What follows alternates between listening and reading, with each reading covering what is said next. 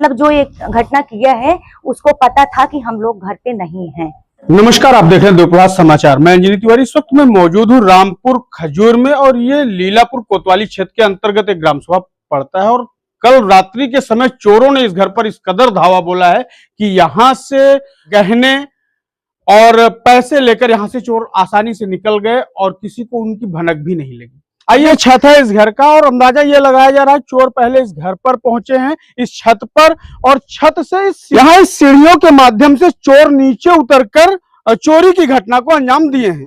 आप देखेंगे तो सीढ़ियों पर कोई दरवाजा यहाँ पर अंदर से नहीं लगाया गया है, कोई भी आसानी से छत पर आकर इन सीढ़ियों के सहारे यहाँ नीचे आ सकता है। और आप दरवाजे की स्थिति देखिए, किस तरह से दरवाजे पर चोट की गई है और दरवाजे का ताला नहीं टूटा तो सिटकिनी ही अलग कर दी गई है और आसानी से चोर इस कमरे में प्रवेश करते हैं और इस चोरी की घटना को अंजाम देते हैं और यहाँ पर चोरी करके गहने और पैसे लेकर आसानी से निकल जाते हैं। ये दूसरा कमरा है जहां पर ताले को तोड़ने के लिए यहाँ पर देखिए किस तरह से दरवाजे पर चोट की गई और ताला तोड़कर यहाँ फर्श पर फेंक दिया गया है और आसानी से इस कमरे में भी चोरों ने प्रवेश किया। कमरे में रखे इस बेड के लाकर में इन गहनों को यहाँ से आसानी से निकाला गया और डिब्बियां यहाँ खाली छोड़ दी गई है और गहनों को लेकर चोर यहाँ से फरार हो गए। ये रहा तीसरा कमरा जहां पर चोरों ने चोरी के लिए इस कमरे को भी निशाना बनाया। यहाँ पर भी चोरों ने धावा बोला है और आसानी से चोरी करके यहां से भी वो लोग गए।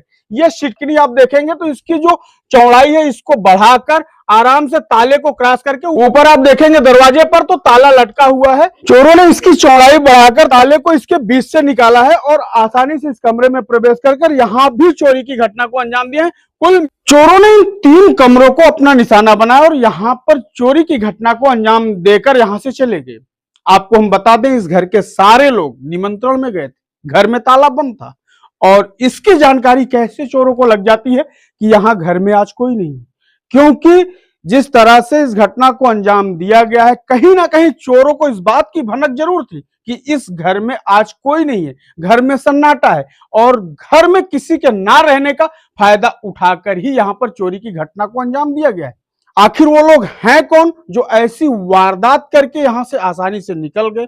हालांकि घटना की सूचना लीलापुर कोतवाली को दी गई है। पुलिस लीलापुर कोतवाली की यहाँ मौके पर घटना की जांच भी कर रही है।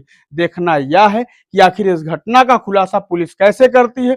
जो घर की स्थिति है, अगर इस घर पर छत पर जाने की स्थिति की हम बात करें तो पीछे दीवार पर प्लास्टर लगा हुआ है, आसानी से छत पर चढ़ पाना मुश्किल होगा, लेकिन फिर भी चोर कैसे छत पर चढ़ गए, कहां से इस घर के अंदर आ गए और किस तरह से चोरी की घटना को अंजाम दिया गया, ये जांच का विषय है पुलिस के। फिलहाल पुलिस इस घटना की जांच कर रही है। देखना है पुलिस इस घटना की खुलासा कब करती है और कैसे करती है। क्या इन लोगों का जो चोरी गया सामान और पैसा है इन्हें वापस मिल पाता है, ये देखना शेष होगा। आइए सुनवाते हैं घर वालों का बयान, इस घटना के संबंध में उनका क्या कहना है। लोग बारात गए थे, बुआ जी के साथ लड़के का शादी था माधोपुर से लखनऊ। तो परसों हमारी वाइफ परसों ही चले गए थे। बड़े भैया और भाभी थे, कल दोपहर को आए थे, वही बात 2 घंटे के लिए आके नहा धो के चले गए माधोपुर। उसके बीच में मतलब कुछ ऐसा हादसा नहीं हुआ था। ये जो कुछ हुआ है रात में हुआ है। अच्छा, कितने का सामान आपका गया लगभग? हमारा तो 15 लाख का सामान गया, जेवरात। सर हमारा जेवर 17.5 लाख का था। हम अपने साहबगंज संजय सोनी हैं, उनसे करीब करीब पूरा गहना हमने बनवाया था।